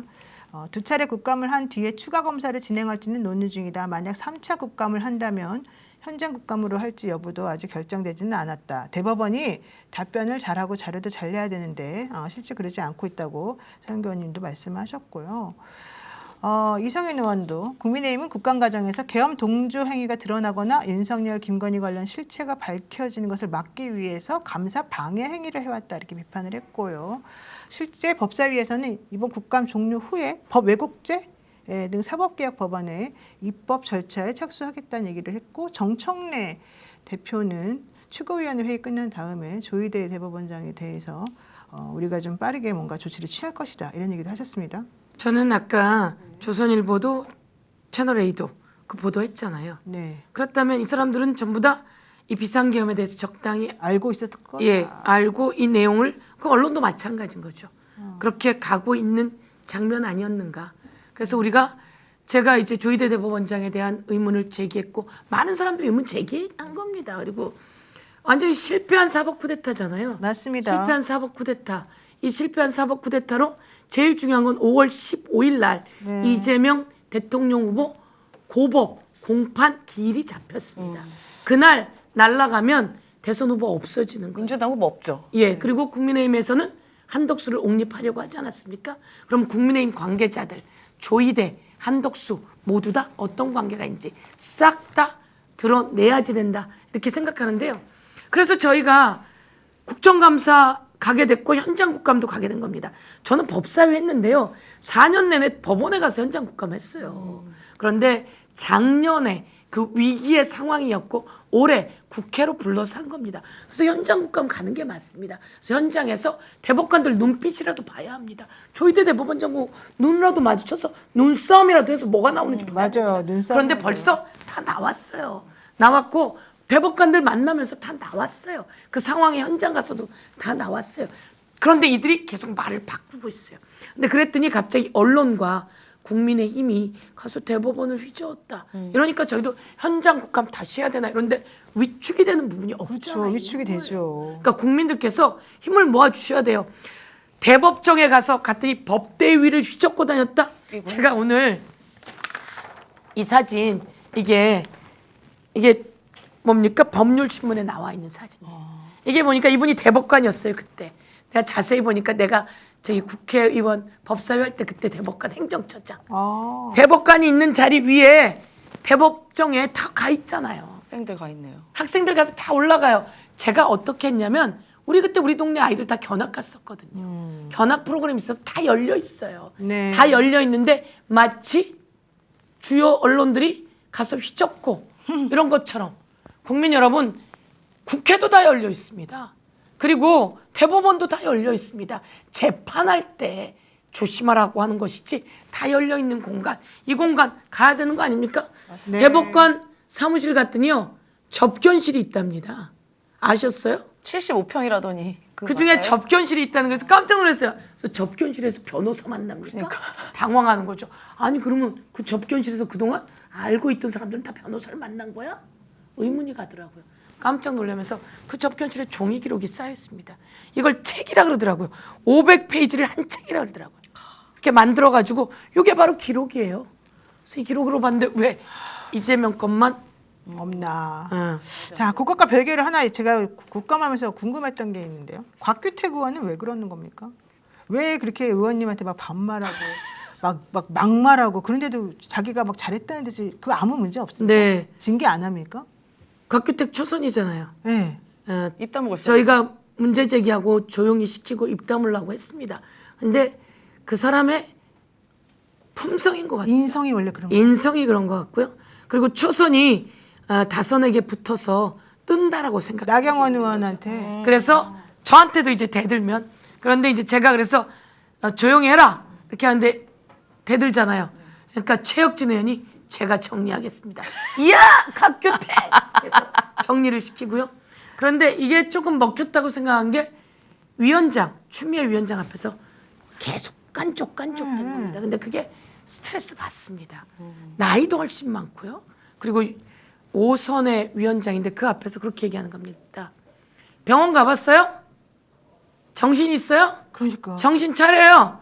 어디서 건방지게 모욕적이다. 학교는 나왔어요? 이렇게 하는 얘기를 계속 하는 겁니다. 곽규택 의원이 예, 곽규택 의원이 위원장에게 위원장에게 쳤네. 그 얘기가 바로 여기서 가깝잖아요. 네, 들리죠 다. 예, 그러니까 위원장이 그걸 계속 할 수가 없으니까 계속 받으면서 아주 스트레스를 엄청나게 받은 겁니다. 그러면서 어느 날 하루는 뭐 꿀리는 거 있어요? 이렇게 된 거죠. 가서 대법원에 가서 의결해가지고 법정에 가본 거 아닙니까? 그리고 이 대법원 법정에 간 건 법원 행정처장이 다 안내한 겁니다. 네. 법정에 가자고. 근데 그걸 왜곡해서 얘기하니까 그것에 대해서 사과하라 그랬더니 뭐 꿀리는 거 있어요? 위원장 뭐 꿀리는 거 있어? 그리고 계속 여기다 대고 한 거예요. 그러니까 위원장이 오늘 발언권 정지 이렇게 된 거죠. 그럼 쓸데없이 고집 피운다 그랬어요 위원장한테. 위원장한테 쓸데없이 고집 쓸데없이 피운다 고집 그러고 피운다고. 어디서 건방지게 그러고 이 당신- 파일 들고 가서 칠 것처럼 어. 막 그랬잖아요. 그래서 저는 국민 여러분 그런 사람 국회의원 그만둬야 된다고 생각합니다. 아니 무슨 국민 진짜 여러분이 확실하게 정리시켜 주셔야 되고 그냥 나이가 보니까 71년생이에요. 71년생이에요. 의원님보다 7살 어려요. 그러니까 지금 서영교 의원님보다 7살 어리고 나경원은 얘기하잖아요. 초선이 뭐라는데 조용히 있어 하는데 본인 초선인데 사선 의원 앞에서 뭘 그렇게 얘기를 하면서 뭐 또 그때 그 얘기도 하더라고. 싸가지가 없네? 뭐 이런 얘기하면서 너는 있냐? 뭐 이런 태도를 아니 보이더라고요. 그리고 왜 서영교 의원한테 반말하냐 그랬더니 이래야지 뭐 이래야지 말을- 알아듣지 말을 알아듣는다고. 뭐 이래야지 알아듣지 이래야지 알아듣지 뭐 이렇게 하면서 비아냥 저를 거리고 걸어서 조롱하고. 좀 커보고 싶은 건데 최혁진 의원이 잘 정리해주고 있습니다. 의원님 급이 아니에요. 냅두세요. 근데 그런 이야기 들을 때 솔직히 어떤 생각이 드세요? 정말로 말도 안 되는 깡패 짓을 하는 거잖아요. 네네. 아니 그걸 국회의원이- 국회에서 사실은 그런 거는 좀 무슨 법을 만들지 규칙을 만들어서 정리해야 되는 그렇습니다. 거 아니에요? 그러니까 반말을- 당에서 원내에서 네. 정리해주고 그런 거 처리해줘야 됩니다. 그래서 반말을 하면서 막 이렇게 공격하잖아요. 네. 그것도 정말로 깡패들이나 하는 짓을 저렇게 막 맞습니다. 반복적으로 하면 네. 솔직히 어떤 생각이 들어요? 가소롭다 이런 겁니까? 아니면 실제로 좀 위협이나 이런 걸 느낍니까? 어떻습니까? 불편하죠. 아 불편합니까? 실제로 불편합니다. 예. 그리고 저의 이미지도 마찬가지고 예. 불편합니다. 그런데 금방 말씀처럼 그쪽에서 그렇게 오는데 또 당하고만 있는 것도 국민들이 아파요. 국민들이 아픈데 곽규택 정도는 최혁진 의원이 한 살 많습니다. 네. 야 곽규택 어디서 싸가지 없게 너 나와 막 이렇게 해버리니까 최혁진 의원이 이렇게 정리를 해준다 이렇게 생각하고요. 그런데 이제 송석준이나 이런 사람들은 또 저하고 나이도 같아요. 그래서 제가 딱 송양치기 샷다마우스 정리해버리죠. 지난번에는 나경원은 하도 소리치니까 나빠로 막 이러시더라고. 아니 그러니까 이렇게 얘기를 한 겁니다. 자기가 언제 선진화법을 위반했느냐 뭐 이런 얘기를 하는데 그럼 빠로 들은 거 사진 있는데 어디서 거짓말이야. 그럼 빠로 들은 거 사실 아닙니까? 그리고 오늘 여기서 한 번 더 말씀드리면 왜 나경원이 간사가 안 되었느냐. 원래 나경원을 간사로 요청했는데 말도 안 되는 소리죠. 남편이 법원장인데 이게 말이 됩니까? 그런데 그래도 얘기는 되었었던 모양이에요. 근데 그때 우리가 이춘석 의원이 그만뒀단 말입니다. 그래서 우리 당 의원 전용기 의원으로 바꾸려고 했어요. 그래서 그 얘기가 같이 돼야 되는데 자기만 간사시켜주고 전용기 의원 못 받겠다 이거예요. 그러니까 자기만 간사시켜주고 전용기 의원 못 받겠다 이거예요. 나쁜 심보죠. 말도 안 되는 소리. 아주 나쁜 심보라서 그래서 간사 얘기가 있다가 그럼 안 되지. 두 개를 다 해야지. 그래서 간사를 안 받은 겁니다. 국민 여러분 그냥 안 받은 건 아니고요. 그냥도 간사 자격은 없어요. 그런데 그렇게 못된 짓을 한 겁니다. 네. 그런데 그래서 저희가 안 받고 있으니까 거기서 들어와서 그런 얘기를 한 거죠. 초선은 가만히 앉아 있어 아무것도 모르면서. 그러니까 그 다음에 꼬연 거죠. 그거 사과해라. 사과하지 않으니까 또 그렇게 된 거고. 그래서 우리가 그러면 이게 우리 당 무소속인 사람이 그만두면 우리 당으로 바꿀 때 일정 협의가 있어야 됩니다. 그래서 안 돼? 좋아 그러면 무소속 최혁진 왔는데 더 센 초선이 온 거예요. 예. 그렇군요. 더 센 초선이 네. 나경원 뭐 모두 다 정리하고 있습니다. 그리고 또 이상한 여자가 또 있습니다. 왕이 되고 싶었던 여자가 있죠. 네, 국회 문체관광위원회 국정감사에서 2023년 경복궁 경회료를 방문해서 용상에 앉아있던 바로 그분이 있습니다. 한번 들어보겠습니다. 의사회는 왜 앉았어요? 네? 김건희가 왜 용상에 앉았냐고 건정전에서. 그걸 왜 앉았어? 잘 모르겠습니다. 뭘 몰라요. 어디서 앉으셨? 건정전 의사에 김건희가 앉았어요. 그 부분에 왜 앉았어요? 누가 앉으라고 그랬어요? 누가 앉으라고 그랬냐고. 김건희가 스스로 한번 앉아보자고 앉은 거예요. 옆에 있던 최응천이 한번 앉아보시죠 라고 권유했어요. 아마 얼마나 앉아 있었어요 그 자리에. 솔직히 정확하게 기억이 나. 이보세요! 나올 때마다 계속해서 그렇게 거짓말하고 은폐하고 그리고 들키면 인정하고 사과하고. 네, 지금 저렇게 대답 이상하게 하는 사람이 바로 문화체육비서관실 선임행정관으로 근무하면서 경혜료 방문에 동행했던 정용석 국립박물관 문화재단 사장입니다. 김건희, 최응천 전 국가유산청장, 이배용 전 국가교육위원장 등이 2023년 경복궁 경회료를 방문했을 때로 추정이 되는데 김건희가 바로 이런 식으로 국보의 불법 침범을 훼손한 사건이 한두 번이 아니었고 이 아무런 예고도 없이 막 들이닥쳐가지고 나 여기 들어가겠다 해서 들어보낸 적도 많았다는 얘기고요. 이배용 씨, 같이 동석했던 이배용 씨가 한번 앉아보시죠 해가지고 김건희 씨가 그 의자에 앉아보게 됐다는 건데 난 분명히 그 사진 찍었을 거라고 봅니다. 자기가 왕이 되고 싶어가지고 사진 찍어줘 하지 않았을까? 이 생각이 좀 드는데요. 그럼요. 도대체가 이게 무슨 소리, 무슨 짓입니까 도대체가. 무슨 짓입니까? 정말로. 사진도 보세요. 짝다리로 저러고 앉아. 1, 2분이나 착석했었대요. 1, 2분이나. 2023년 9월 12일에 당시 경복궁 방문이 광화문 월대복원하고 아랍에미레이트 국빈맞이 행사 관련해서 원래 그 내부를 들어가지 못하게 돼 있었다고 하는데 2023년 9월 12일은 화요일이었고 경복궁 휴궁일이었는데 그런 휴궁일에 저렇게 가가지고 자기가 왕이 된 기분을 느끼면서 행복했다는 겁니다. 이거 어떻게 됩니까 도대체가. 미친 사람이죠. 정신없는 사람이에요. 그런 사람을 대통령으로 그 남편을 뽑은 국민의힘 그리고 대한민국 국민 저는 다 다시 되돌아봐야 된다고 생각하고 그런 사람이었으니 현명한 대한민국의 국민들이 끌어내렸다 이렇게 생각합니다. 저 정도 됐으니 비상계엄 통해서 우리 아들들에게 총을 들고 국회의원들을 겨냥해라. 그때 나간 총알이 몇 발인지 아십니까? 10만 발입니다. 이야. 10만 발을 가지고 나간 겁니다. 그래서 그 국회의원들은 금방 끌어낼 수 있을 거라고 생각했고 남은 총으로는 여러 가지를 다 더하려고 했던 것이죠. 10만 발입니다.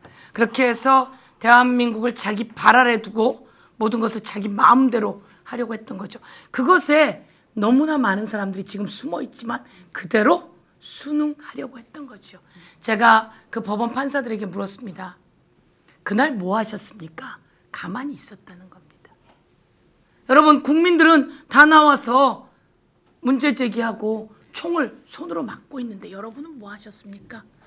그리고 그 법원은 그렇게 해서 계엄 사령관에게 법원을 넘겨주려고 했다는 거 아닙니까? 법원 넘겨줘서 이재명 들어오면 재판 딱딱 해서 확실하게 제거해버리고 이성윤 같은 경우에는 노상원 수첩에 의하면 백령도로 갖고 와서 빠뜨리라고 되어 있었습니다. 수없이 많은 사람들을. 그리고 기억하셔야 되는데요. HID가 제가 그때 찾아낸 거거든요. 제보를 받았어요. HID 요원들이 폭탄을 들고 네. 청주 공항 몇 군데 공항에 가 있었어요. 가서 소란을 피우라고 했던 거예요. 그런데 이 사람들에게 그 임무가 주어지고 그 명이 떨어지면 거기서 소란을 피워야 돼요. 이 사람들에게 제보가 온 겁니다. 저희 무서워요. 들어오라는 명령이 없습니다. 저희 좀 들어오게 해주세요. 라고 해서 그 얘기를 듣고 제가 이야기했고 그 내용으로 김선호 당시 차관이 들어오게 해라 라고 명을 내린 거죠. HID 요원은 각각 명령 체계가 다른 거예요. 어디에 누가 있는지 모릅니다.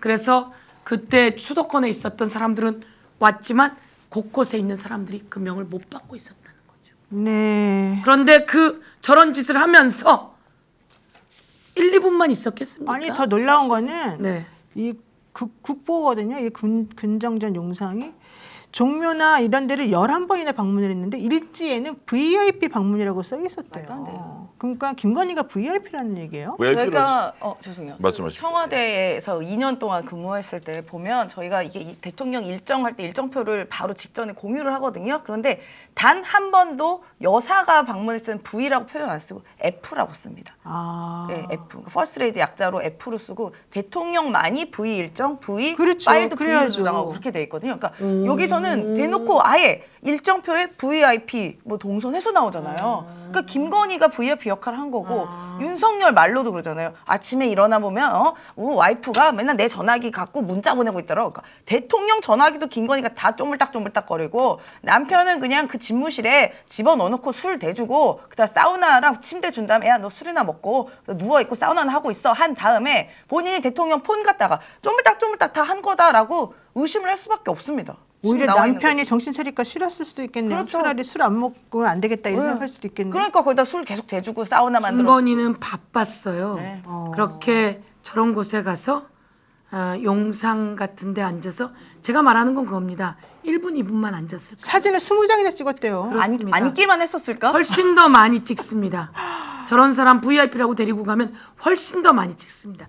근접 대변인 했으니까 알잖아요. 근접들이 따라가는데 근접은 F에게는 안 따라가게 돼 있죠. 저 V0에게는. 그런데 거기 다 따라가서 다 하는 거죠. 근데 여기서 제가 하고 싶은 말. 제보가 이제 들어오잖아요. 제가 제보한 사람을 위해서 말을 하지 않는데요. 아주 중요한 자리. 조이대도 그러지 않았을까 이런 생각을 제가 하는데 아주 중요한 자리에 직접 김건희가 전화를 했답니다.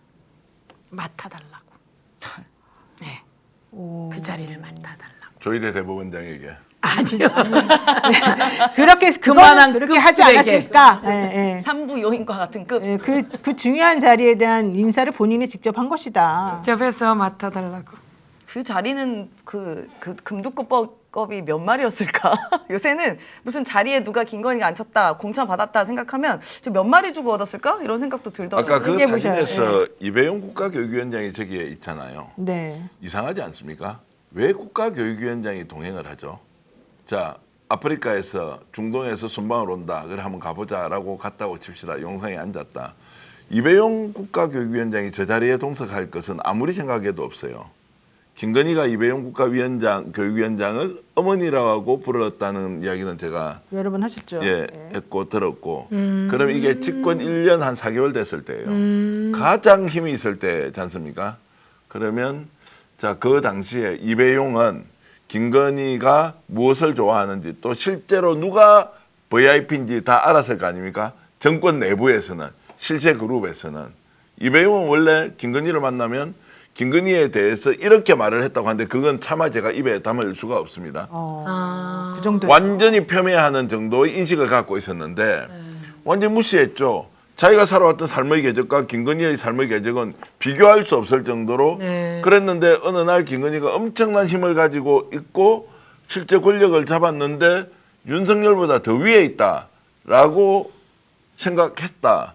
그래서 저 자리에 이배용이 있을 자리가 아닌데 왜 왔느냐? 문화관광부 장관도 아니에요. 국가교육위원장이 저렇게 왔다는 것은 사실상 김건희가 중요한 의사결정을 할 때 조언을 받았거나 이배용으로부터 아니면 이배용 국가교육위원장이 충분하게 조력을 하면서 김건희가 이런 힘을 가지고 계속 이렇게 권력을 유지할 수 있도록 뭔가 조력자 역할을 했을 것이다 라는 것이죠. 이배용 갑자기 그만두고 나가버렸잖아요. 저분 지금 수사를 받고 있긴 아니 하지만 오라 그래도 소환 조사도 안 와요 지금. 그러니까 수사받으러- 엄청나게 많은 정보를 갖고 있고 거기에는 지금 뭐 서희건설 또 연결이 돼 있고 여러 이제 경로에 걸쳐서 이배용 위원장이 뭔가 비밀의 열쇠를 상당히 가지고 있을 것이다라고 저는 추정을 하고 그것이 저 자리에서 와서 오늘 갔는데 용상에 김건희가 앉았어요. 이배용 국가교육위원장이 동행했어요. 이유가 없어요. 그런데 바깥에 있는 사람은 다 알 거 아니에요. 야 이거 누가 실체야 그러면 김건희와 같이 다니네. 누가 거기에 줄을 설 것 같아요. 이런 것들을 아주 좋아했던 인물일 수 있었다라는 정도까지 말씀드립니다. 너무 무섭습니다. 정말 무서운 세상인데요. 오늘 서영교 의원님 목 아프시겠습니다. 뭐가 안 아픈데요. 아니 너무 잘하셔서 타고나셔가지고. 박수를 정말 드리고 싶은데 제가 타고나. 서영교의 특종 네. 제가 한 거긴 하지만요. 저에게 칭찬해 주셔야 돼요. 네. 관저에 도대체 뭐가 있을까라고 아. 항상 생각했었잖아요. 다담이. 그래서 끝내는 다다미방? 스크린 골프장을 네. 알게 되었잖아요. 그래서 현대가 스크린 골프장 그게 말이 됩니까 현대에게 스크린 골프장 그다음에 제가 찾아낸 다다미빵 와 다다미빵 그런데 제가 사실은 다다미빵 답변 안 하면 뭐 말할 게 없었는데요.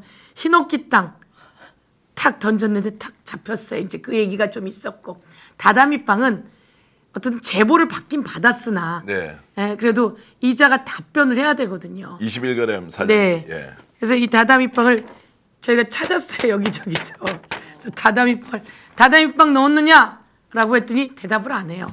그래서 이 사진을 딱 들이미니까 예, 다다미빵 넣었습니다. 저 사진은 실제 대통령실 사진은 아니죠. 네. 그런데 그 다다미빵과 유사하게 이렇게 이제 사진을 찾아서 딱 그렇습니다. 보니까 본인의 기억에도 넣은 사진이 있으니까 그러니까 아차 다 봤구나 이러고 딱 답을 하게 된 겁니다. 그래서 이제 명탐정. 히노키탕 다다미빵. 다다미빵이 도대체 왜 있습니까? 그러니까 대한민국 대통령 관저에 그걸 증축에 2층에 있답니다. 2층에 증축하고 그런 곳에다가 다다미를 깔고 그래서 도대체 무슨 짓을 한 겁니까? 그리고 히노키탕도 그리고 저희가 가서 차마 떼가지 못한 것들 있잖아요. 네. 그 정자잖아요. 정자. 그 정자는 일본풍의 정자입니다. 일본풍의 정자고 그 정자를 거기다 심어놓고 가고요. 그 정자하고 똑같은 사진이 든 족자를 거기다 걸어놓고 갔습니다. 그 족자도 일본풍인 거죠. 왜 이렇게 일본을 좋아하는 거죠? 족자도 지금 처음 말씀하시는 것 같은데 족자도 두 개가 있었다 뭐 그렇습니다. 이런 것이죠. 그게 네. 이제 정자가 그려져 있는 족자잖아요. 그 정자가 들어있는 네. 족자. 네. 왜 남겨놓고 갔을까요? 왜 남겨놓고 갔을까요? 제가 추로 먼저 해볼까요? 네. 이것도 뭔가 주술적인 요소가 있어서 이거 다 훼손하고 갈 수 있었잖아요. 시간이 치우고 가죠 당연히. 치우고 훼손하고 갈 수 있는데 뭔가 주술적인 요소를 생각해 보니까 저걸 저대로 놓고 가면은 좋은 일이 생길 수 있다. 아 놔두고 가면 아니 다 훼손하고 가버리면 되잖아요. 앞에 있는 정자도 개수영장이야 뭐 그걸 치우기가 어려웠다 하더라도 정자 정도야 치울 수가 있는데 왜 그걸 남겨놨느냐. 족자도 왜 남겨놨? 갔어요. 근데 정자도 마찬가지인데 그렇지 예. 않은 거죠. 그러니까요. 네. 족자는 그럼 왜 두 개가 무서운 있냐고 안에. 사람들이에요. 제가 이걸 자꾸 너무 음모처럼 가면 너무 이상할 수 있지만 저는 김건희나 윤석열은 우리의 상상 영역을 항상 벗어나기 때문에 저는 이번에 뭐 근정전이나 경회로 간 게 단지 구경만 하러 갔을까라는 생각이 드는 거예요. 그러네. 네, 이게 특히 저기 위에 용상에서 앉았다는데 그 용상은 지금까지 그 관람객도 그 근처에 못 가거든요. 그렇죠. 아니, 그렇습니다. 세이프 가드 막아도 아무도 그러지 않았는데 거기 위에 올라갔다는 게 그게 약간 느낌이 쎄한 게 이게 용상이 국가 권위를 상징하는 왕의 자리고 뒤에 이제 1월 오봉도라고 그림 있잖아요. 이게 이제 같이 걸려 있는데 이게 천지 자연과 왕권이 이렇게 조화된다. 그래서 왕들도 당시 조선시대 왕들도 그 자리에 올라갈 때 그냥 오다다닥 올라간 게 아니라 가서 예를 갖추고 절을 하고 올라가서 앉아서도 절을 하고 뭐 그 자리에 있을 때도 함부로 일어나는 데가 아니었대요. 그 의미가 있는 데인데 종묘도 그렇고요. 여기도 그렇고요. 뭔가 이상한 짓거리나 훼손을 하려고 했나? 뭐 이런 생각을 지을 그런 수가 생각이 없습니다. 들 수 있네요. 네, 네. 이상한 짓거리와 훼손과 그리고 곳곳에 일본식의 그 정이라고 하죠. 그런 것을 우리 주요 맥이 있는 곳마다 박아둔 것처럼 그렇죠. 그런 것을 그런 의심을 지울 수가 없네요. 네. 하도 이상하니까요. 네, 오늘 김건희 씨 재판에서 명태균 씨가 증인으로 나와서 김건희를 향해서 나를 구속시킨 사람이다. 이런 얘기도 지금 했다고 그러고요. 김건희 씨가 6시 10분쯤에 건강 문제를 호소하면서 퇴정을 해서 김건희 씨 없이 증인 신문이 이어졌다라고 얘기를 했답니다. 그리고 막 고성이 오고 가고 막 사기꾼이다 어쩌다 막 이런 얘기가 지금 다 나왔다는데요. 지금 건진법사도 나 김건희한테 줬던 목걸이 여기 있다 또 자진서 갖다 내기도 하고 지금 갑자기 또 우리 임성근 씨도 갑자기 막 기도빨로 20짜리 비밀번호가 막 갑자기 생각이 나기도 하고 여러 가지 측면에서 지금 뭔가 좀 기류가 바뀌는 느낌이 조금 나기는 합니다. 임성근은 완전히 위증이고요. 네. 그리고 비밀번호를 기억 못하겠다고 했고요. 거짓말쟁이. 네. 아주 나쁜 사람이에요. 그들의 잘못으로 우리 최혜병이 아니 재해재난 복구하러 갔다 목숨을 잃잖아요. 네. 그리고 자기를 그 도와달라고 온갖 곳에다가 손을 뻗쳐놓고 그것이 다 들켰는데 거짓말을 그렇게 해대니 그 자는 대한민국의 김계환 등 그 국방 관계자를 다 흔들어 놓은 그리고 국방을 위태롭게 한 자이고 그래서 아주 중대한 사안이고 증거 인멸의 우려가 아주 농후한 자이기 때문에 구속시켜야만 합니다. 네. 그런데 과연 아까 말한 그 수원 3인방이 구속시켜야죠. 수원 3인방이 구속시키지 않는다면 그 수원 3인방과 조이대 아마 온 국민이 절대로 용서하지 않을 겁니다. 네. 자, 어쨌든 이제 뭔가 바뀌었으면 좋겠습니다. 근데 또 사실은 사법부 관련해가지고 좀 우려의 목소리가 나오는 것도 사실이기 때문에 좀 디테일하게 좀 더 정치하게 민주당에서 조금 잘 더 해주시면 정말 좋을 것 같습니다. 예, 그렇게 하겠습니다. 네. 지기현이 그 변호사에게 접대를 받았다잖아요. 네. 20번 여자가 나오는 집에서. 근데 그것도 처음에는 여자가 나오는 집이 아니라 그랬다가 제가 이 보도자를 잘 보니까 지기현이 있을 땐 여성 접객원이 없었습니다. 이렇게 써 있더라고요. 네. 그래서 그 사람에게 여자가 나오는 집이 저랬더니 아닙니다, 의원님. 지기현이 있을 땐 여성 접객원이 없었지만 지기현 가고 나면 여성 접객원이 있었잖아요. 예, 맞습니다. 이렇게 얘기하시더라고요. 진짜. 그래서 1,050원 초코파이와 카스타드로 그런 사람들은 기소하고 유죄 나왔죠 1심에서. 자기네는 그렇게 변호사들로부터 온갖 접대를 받고 경고로 끝내고 아니 이 큰 윤석열 재판을 맡겨놓고 법원은 개혁되어야 합니다. 저희가 치밀하게 하겠습니다. 네, 정말 진심으로 뜨거운 박수를 좀 보내드리고 너무 잘하셔서 감사합니다. 국민의 한 사람으로서 정말로 이번에 법사위 맹활약인데 천만다행이기도 하고 참 있어서 너무 고마운 일입니다. 네. 이재명 대통령 조폭 연루설 주장했던 장영하 변호사 사건도 1심에서 무죄 나왔지만 2심에서는 유죄가 나와서 집행유예 선고를 받았고요. 또 코스피 오늘 많이 올라갔더니 국민의힘에서 왜 올라갔지? 올라가면 안 되는데 중국 세력이 뒤에 있나? 뭐 이런 얘기도 했다 그러고 어지러운 세상입니다만 여러분들 우리 중심 똑바로 잡고 의원님도 열심히 일하시도록 응원했으면 좋겠습니다. 거기에 마저 한마디를 드리면 중국 돈이 왔어 이렇게 그 국민의힘 어떤 자가 이야기했잖아요. 그 사람 법적 조치 바로 해야 합니다.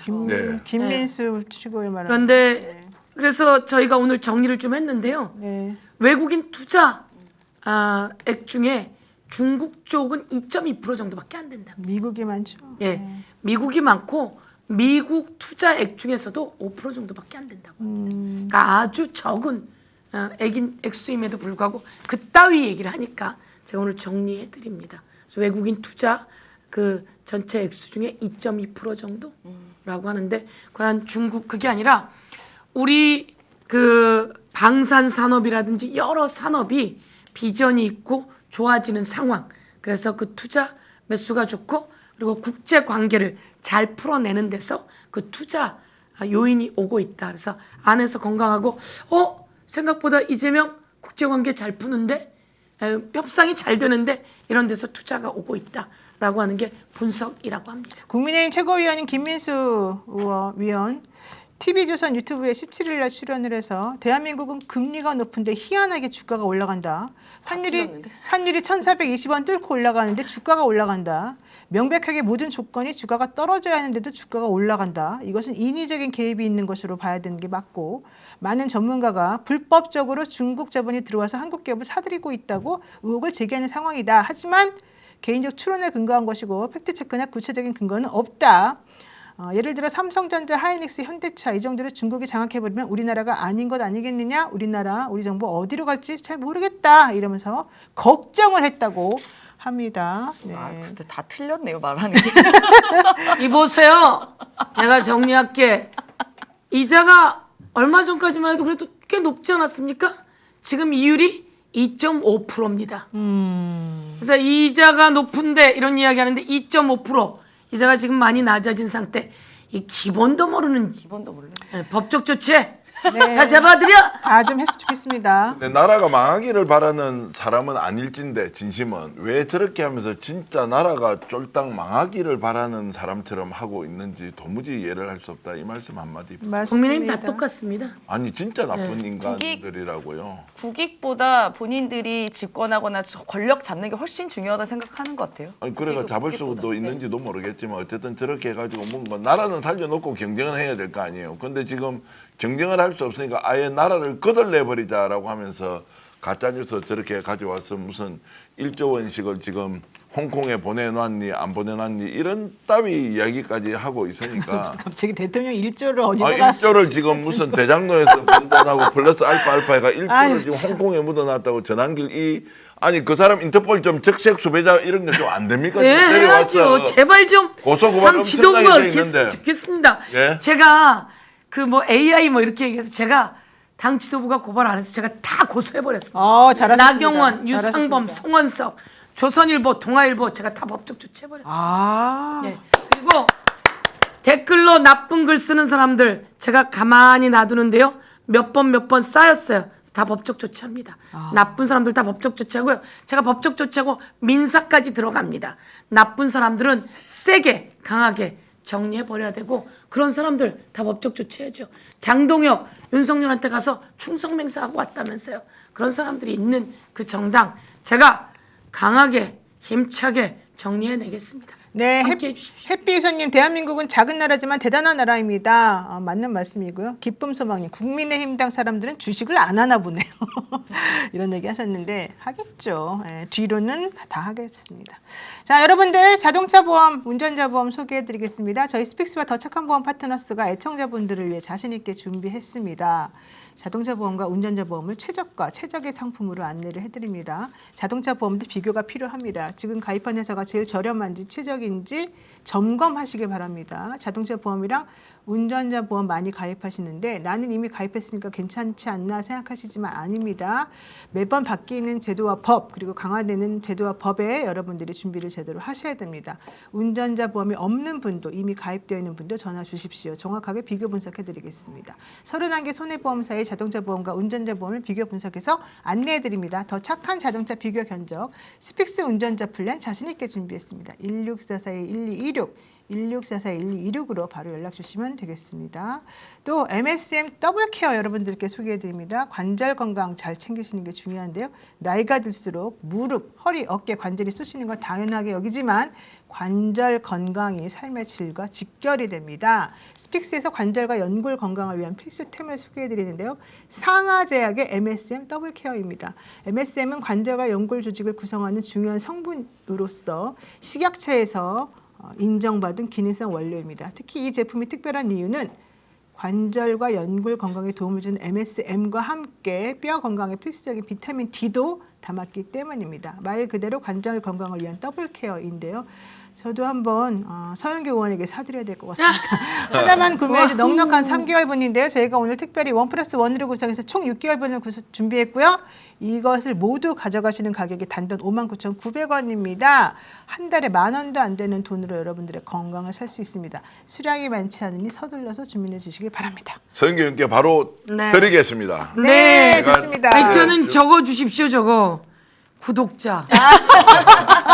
국민 여러분, 서영교 TV 구독해 주십시오. 네. 19만 1,984명이에요. 20만 해주셔야 되는 거 아닙니까? 네. 지금 이 방송 도와주셔야 보시는 되는 거 분 아닙니까? 중에서 제가 간곡하게 네. 청을 드리겠습니다. 네. 서영교 TV 아직까지 구독하지 않으셨다면 서영교 TV 꼭 구독. 네. 부탁드립니다. 저에게 힘을 주셔야 조이대 정리내는 거 아니겠습니까? 저 마지막으로 서영기 의원님께 네. 한마디 드리고 싶습니다. 예. 제가 또 서영기 의원님 약간 따라하기로 유명한데 제 서영기 의원님 목소리 저보다 더 잘해요. 그래요? 그래요? 서영기 의원님께 응원의 메시지. 예. 서영교 든든하다. 법상에서 계속 활약해 주세요. 서영교 TV 구독 좋아요 부탁드립니다. 나도 이거 하나 따라할래. 두려워요? 두려워요? 송양치기 셔터마우스. 네. 아니 임세은 우리 전 대변인은 제가 국회의원이 아니던 시절에 증권가의 아주 유능한 전문가 젊은 친구가 저는 노무현 대통령님 과 응원합니다. 그러면서 저에게 왔던 아주 귀한 그때 청년이었습니다. 그랬군요. 그런데 참 잘 커서 아이고. 청와대 대변인까지 하고 오더라고요. 멋있습니다. 네.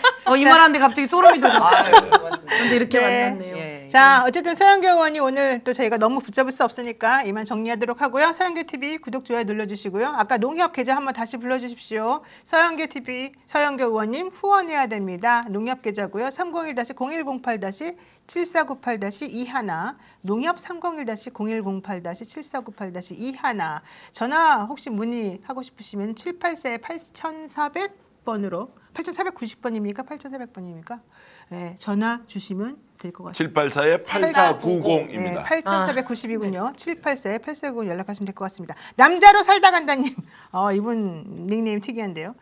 음에 무릎 관절 수술했는데 MSM 더블 케어 먹어보겠습니다. 네, 많이 주문해 주시기 바랍니다. 오늘 저희가 준비한 내용 여기까지고요. 네, 저희들은 항상 여러분들을 사랑합니다. 고맙습니다. 고맙습니다. 감사합니다.